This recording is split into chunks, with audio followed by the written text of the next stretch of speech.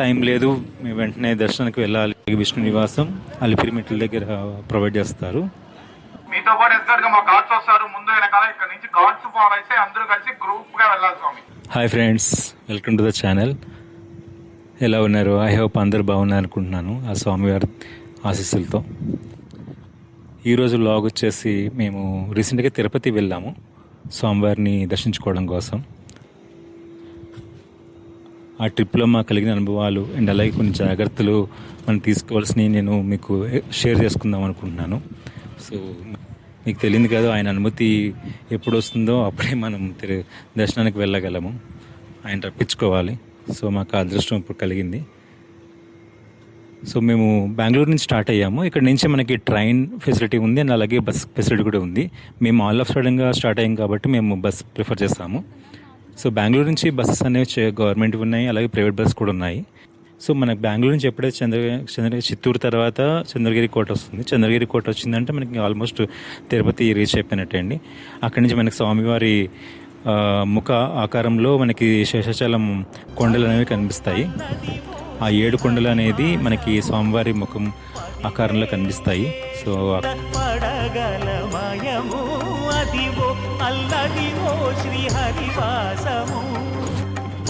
ఈ బస్ స్టాండ్లో దిగగానే మనకి చాలా రూమ్స్ కానీ హోటల్స్ కానీ అండ్ అకామిడేషన్స్ అవన్నీ ఫుల్ చాలా అవైలబుల్గా ఉంటాయి. లేదు మనం ఆల్రెడీ అకామిడేషన్స్ అవన్నీ విష్ణునివాసం వాటిలో బుక్ చేసుకుంటే ప్రాబ్లం లేదు. ఇన్ కేస్ టైం లేదు, మేము వెంటనే దర్శనానికి వెళ్ళాలి అని అనుకుంటే మనకి అవైలబుల్గా చాలా ట్రాన్స్పోర్టేషన్ అవైలబుల్గా ఉంటుంది. ఓన్గా క్యాబ్లో అని రావచ్చు, లేదంటే ఆర్టీసీ బస్సెస్ ఉంటాయి, దేవస్థానం బస్సులు కూడా ఉంటాయి. నార్మల్గా స్వామివారి దర్శనానికి ముందుగానే టికెట్స్ అవి బుక్ చేసుకుంటారంటే 300 టికెట్స్ అవి 3 నెలల ముందు అనేది బుక్ అవుతాయి. బట్ అందరికీ అవి దొరకవు. సో మనం సర్వదర్శన టికెట్స్ అనేవి శ్రీనివాసము అండ్ అలాగే విష్ణు నివాసం అలిపిరి మెట్ల దగ్గర ప్రొవైడ్ చేస్తారు. నార్మల్ డేస్లో అవి మార్నింగ్ 4 to 5 ఆ టైంలో ఇస్తారండి తెల్లవారుజామున. బట్ మేము వెళ్ళిన టైంలో ఫుల్ హెవీ క్రౌడ్ ఉండడం వల్ల 2 days ముందు ఇస్తున్నారంట దర్శనానికి టికెట్స్. సో మాకు అది పాసిబుల్ అవ్వలేదు. సో అందుకని మేము ఫ్రీ దర్శనానికి వెళ్ళాలని డిసైడ్ అయ్యాము. ఆ టైంలో ఫ్రీ దర్శనానికి 24 hours టైం పట్టిందండి. సో మేము యాక్చువల్గా ముందు నుంచి మేము అలిపిరి మెట్లు ద్వారా కొండ మీదకి ఎక్కాలని డిసైడ్ అయ్యాము. సో అలిపిరి మెట్లకి మేము ఆర్టీసీ బస్ ద్వారా దేవస్థానం బస్ ద్వారా మేము అక్కడ రీచ్ అయ్యాము. అలిపిరి మెట్ల దగ్గర మా లగేజ్ అంతా కూడా మేము అక్కడ సబ్మిట్ చేసి ఒక టోకెన్ ఇస్తారు. పైకి మనం వెళ్ళాక మనం కలెక్ట్ చేసుకోవచ్చు. సో అలిపిరి మెట్ల దగ్గర మొదటి మెట్టు దగ్గర కొబ్బరికాయ కొట్టి స్వామివారి ఆశీస్సులు తీసుకొని ఆ ప్రయాణాన్ని స్టార్ట్ చేస్తాం మెట్ల ద్వారా.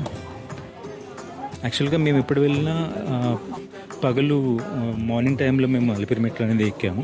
కానీ ఈసారి అనుకోకుండా టైం కుదరకపోవడం వల్ల మేము రాత్రి సమయంలో అలిపిరి మెట్లు ఎక్కుదామని డిసైడ్ అయ్యాము. బట్ అక్కడికి వెళ్ళాక మాకు ఒక షాకింగ్ న్యూస్ తగిలింది. సో బ్యాచెస్గా పంపిస్తున్నారు. 7 o'clock, 8 o'clock, 9:30 అనేది బ్యాచెస్గా. అది కూడా మోర్ దెన్ 100 persons ఉంటేనే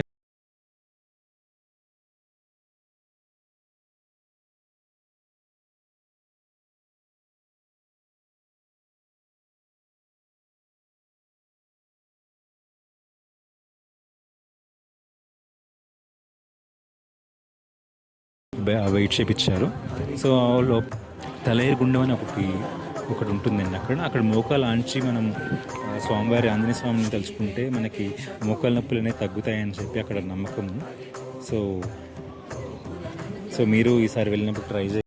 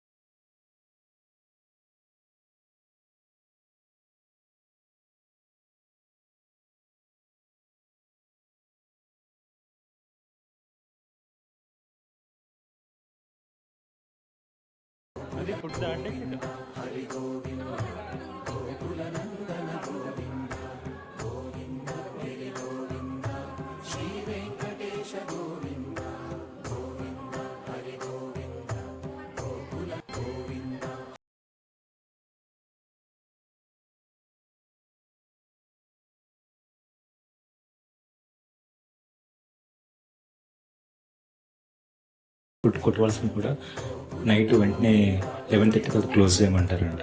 సో వాళ్ళు నైట్ అన్ని చెకింగ్ చేస్తారు.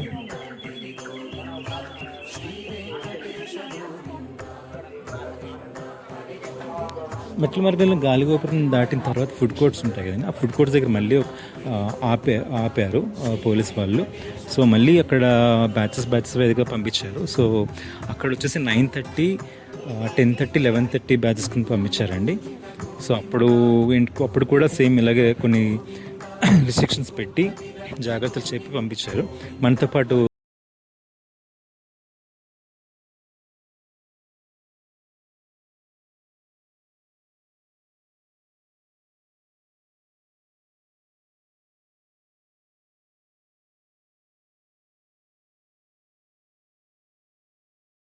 ఇక్కడి నుంచి అందరూ కలిసి గుంపులుగా వెళ్ళాలి, సింగిల్ గా అంతా వెళ్ళేదానికి లేదు స్వామి.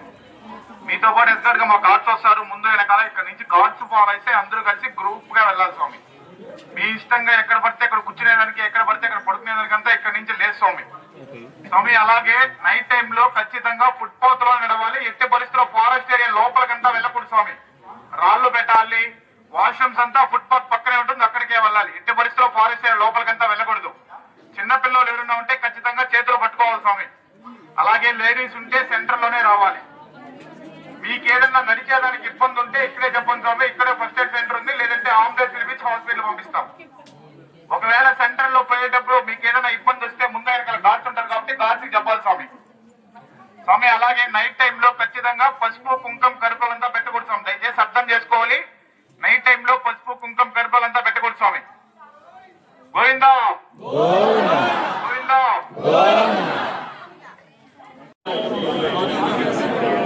స్వామి రోడ్ తీసినాక ఖచ్చితంగా స్లోగానే వెళ్ళాలి. వెనకాల ఉండే వాళ్ళు పడకూడదు స్వామి, ముందంతా స్లోగానే రావాలి. గోవిందా. उनको क्या प्रॉब्लम है इधर बोला इधर फर्स्ट एड सेंटर है, नहीं तो एम्बुलेंस बुला के हॉस्पिटल भेजेगा. तुम सेंटर में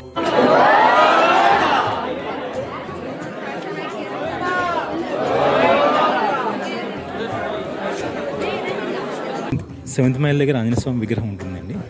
ఆయన ఆశీస్సులు తీసుకొని మనం ఈ ప్రయాణాన్ని వెళ్తున్నప్పుడు మనకు ఆయన ఎప్పుడు తోడుగా ఉండి ఎటువంటి ఆపద కలగకుండా ఆయన ఉంటారని నమ్మకం. సో వెళ్ళేదారిలో మధ్యలో రోడ్డు మార్గం వస్తుందండి. సో మేము యాక్చువల్గా 7:30కి స్టార్ట్ చేసాము. మేము గాలిగోపురం దాటి కొంచెం రోడ్డు మార్గం దగ్గరికి వెళ్ళేసరికి ఆల్మోస్ట్ 12 అయిందండి. సో ఆ టైంలో మనకి ట్రాన్స్పోర్టేషన్ బస్సెస్ కానీ కార్లు కానీ అవన్నీ రోడ్ నుంచి వెళ్ళవు. సో నిర్మానుష్యంగా ఉంది.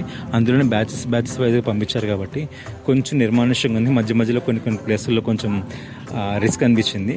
సో అదొక్కటి కొంచెం జాగ్రత్తగా మనం వెళ్ళగలిగితే చాలు.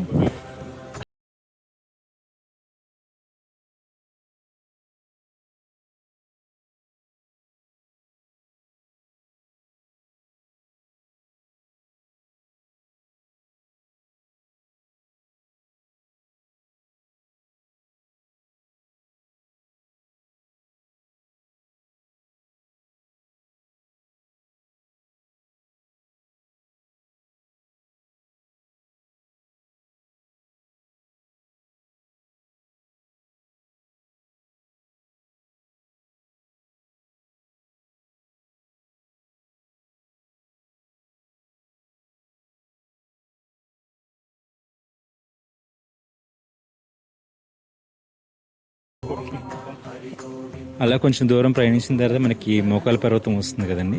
సో ఆ మోకాల పర్వతంని చూడగానే స్వామివారిని చూసిన ఫీలింగ్ వస్తుంది. సో నార్మల్గా అయితే ఆ మోకాల పర్వతం దగ్గర శంకరాచార్యులు గారు మోకాల మీద ఎక్కారని చెప్తారండి. సో అందు గురించి మోకాల పర్వతాన్ని పేరు వచ్చింది దానికి. సో అందరూ మోకాల మీద ఎక్కలేకపోయినా అట్లీస్ట్ ఒక 7-9 మెట్లన్నా ఎక్కి ఎక్కడానికి ప్రయత్నిస్తారు. సో అలా మేము కూడా కొన్ని మెట్లు ఎక్కి మా